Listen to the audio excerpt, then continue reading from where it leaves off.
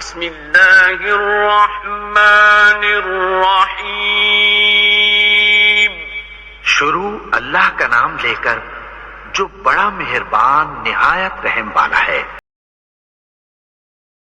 سیدنا ابو ہریرہ رضی اللہ عنہ نبی صلی اللہ علیہ وسلم سے مرفوعاً بیان کرتے ہیں، جس نے ایمان اور تقرب و ثواب کی نیت سے رمضان کے روزے رکھے اس کے پچھلے گناہ بخش دیے جاتے ہیں، اور جس نے ایمان اور تقرب و ثواب کے لیے لیلۃ القدر کا قیام کیا اس کے پچھلے گناہ معاف کر دیے جاتے ہیں۔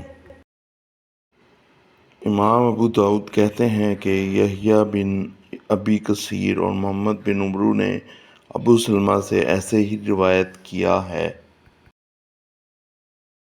السلام علیکم ناظرین و حاضرین، کیا حال ہے آپ کا؟ ٹھیک ہے؟ میں آصف محمود آپ کی خدمت میں دوبارہ آ گیا ہوں، تشریف لایا ہوں۔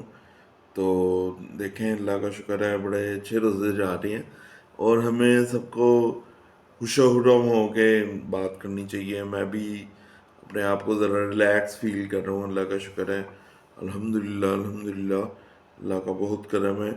اچھا جی، یہ جو حدیث اب میں بتانے لگا ہوں یہ رمضان مبارک کے احکام و مسائل کے بارے میں ہے۔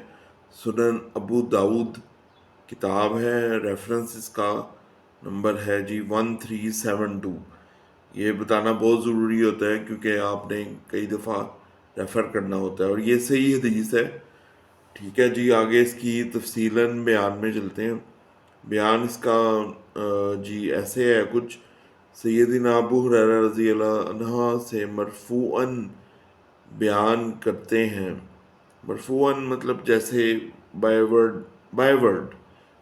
آپ سمجھ لیں، جیسے حضور پاک صلی اللہ علیہ وسلم نے بتایا اسی طرح مرفوعاً اس کے معنی کے لحاظ سے ہی بیان کر رہے ہیں۔ ٹھیک ہے جی، اس میں یہ بتایا گیا ہے، رمضان کے روزوں کے بارے میں بتایا گیا ہے۔ پہلے میں آپ کو بیسک آئیڈیا دے دوں، پھر آگے چلیں گے۔ ٹھیک ہے، سسپینس تھوڑا سا رکھنا چاہیے تاکہ آپ کو اس کا بینیفٹ بھی ہو، فائدہ بھی ہو، ثواب بھی ہو۔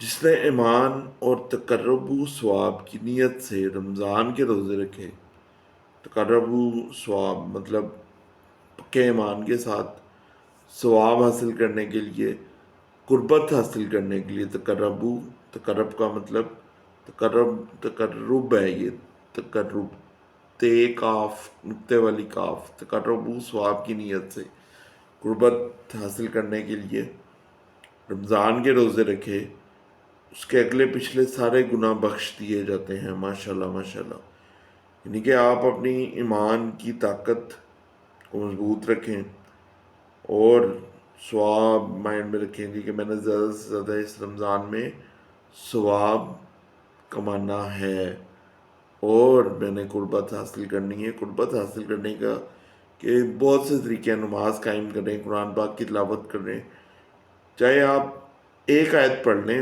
2-3 منٹ لگتے ہیں، کچھ نہیں ہوتا اس میں۔ ٹھیک ہے، اس کے اگلے پچھلے گناہ بخش دیے جاتے ہیں، اپنے سارے گناہ آپ کے بخش دیے جاتے ہیں۔ دیکھیں اللہ سبحانہ تعالیٰ نے رمضان سے ہمیں کتنا فائدہ دیا۔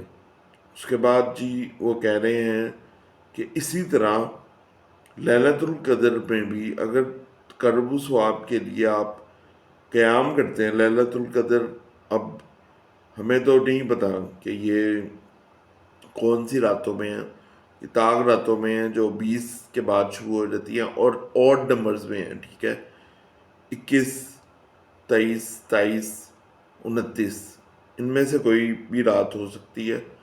یہ آگے چل کے انشاءاللہ آپ کو ریفرنس کا ضرور شیئر کریں گے، لیکن یہ ایسی آڈ نمبرز کی راتیں ہیں جن میں لیلۃ القدر ہوئی تھی، یعنی کہ اس میں حضور پاک صلی اللہ علیہ وسلم گئے تھے، قرآن پاک نازل ہوا تھا، سب کچھ ہوا تھا، سارے واقعات۔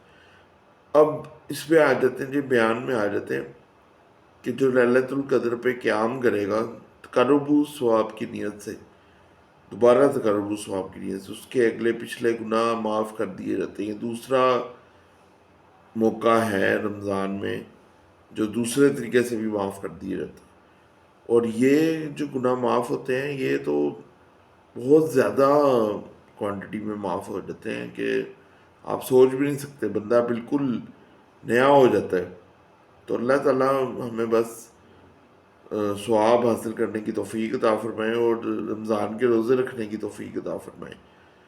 اچھا، یہ جو چیزیں ہیں یہ آگے وہ ریفرنس کوٹ کر رہے ہیں جی، کہ امام ابو داؤد کہتے ہیں کہ یحییٰ بن ابی کثیر اور محمد بن عمرو نے ابو سلمہ سے ایسے ہی روایت کیا۔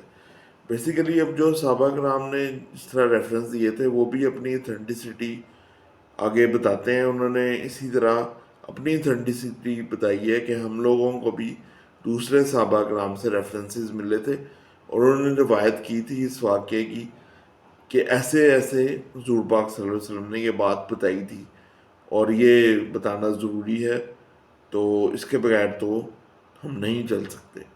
یہ آپ اپنے مائنڈ میں ڈال لیں اور یہ ضروری ہے ہر جگہ پہ، اور جب بھی آپ نے ریسرچ کرنی ہے تو یہ ریفرنس کی بکس موجود ہیں، سنن ابو داؤد، اس طرح سنن ابو مساوی، بہت سی ہیں، اور صحیح بخاری ہے، صحیح مسلم ہے، کافی زیادہ تفسیر کی جو بیان ہے جس کے اندر، تو آگے چل کے انشاءاللہ موقع ملا تو ان کے نام ضرور شیئر کروں گا، انشاءاللہ اگلی کچھ آج یا کل میں شیئر کر دوں گا تاکہ آپ لوگوں کو فائدہ ہو۔ تو اس کے ساتھ ہی حدیث کا ترجمہ ختم ہوا، تو دیکھتے ہیں پھر آگے کیا آ رہا ہے۔ اللہ حافظ۔